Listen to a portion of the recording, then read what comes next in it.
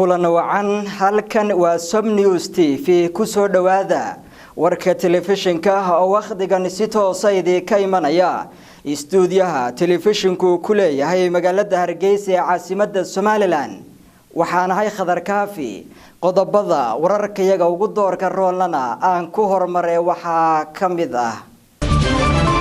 madaxweynaha dawladda federaalka ee Soomaaliya Maxamed Cabdullaahi Farmaajo oo si rasmi ah uga degay dalka Alateriya kadib markii uu martiqaad rasmi ah ka helay dhigiisa dalka Alateriya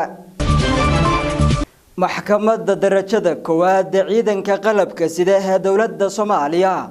oo la soo taagay laba eedeysane oo la sheegay inay ka tirsan yihiin ururka Daacish wasaaradda xanaanada xoolaha dhirta iyo daaqa ee dawladda federaalka ee Soomaaliya oo si rasmi ah daboolka uga qaaday in ay kala dirtay dhakhaatiirta caafimaadka xoolaha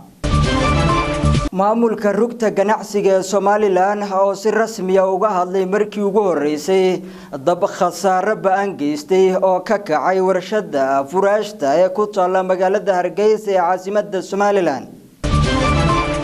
gudoomiyaha gobolka Shabeellada Dhexe iyo mas'uuliyiin ka tirsan Hirshabeelle oo deeqa kala duwan gaarsiiyay degmooyinka hoos yimaada Balcad wafdi ballaaran uu horkacayo garaad Maxamed garaad Bashiir ayaa si ballaaran loogu soo dhaweeyay degmada Hurudhuf oo ka tirsan gobolka Cayn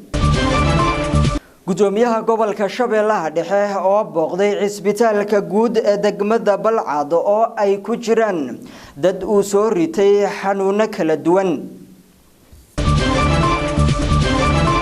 maxadka Al-Furan ee magaalada Buuhoodlana waxa uu xalfad u qabtay dufcadii toddobaad oo ka qalin jabisay maxadkaasi waxaana ka qayb galay munaasabada ay ardaydaasi ku qalin jabinayeen cuqaal iyo culimada gobolka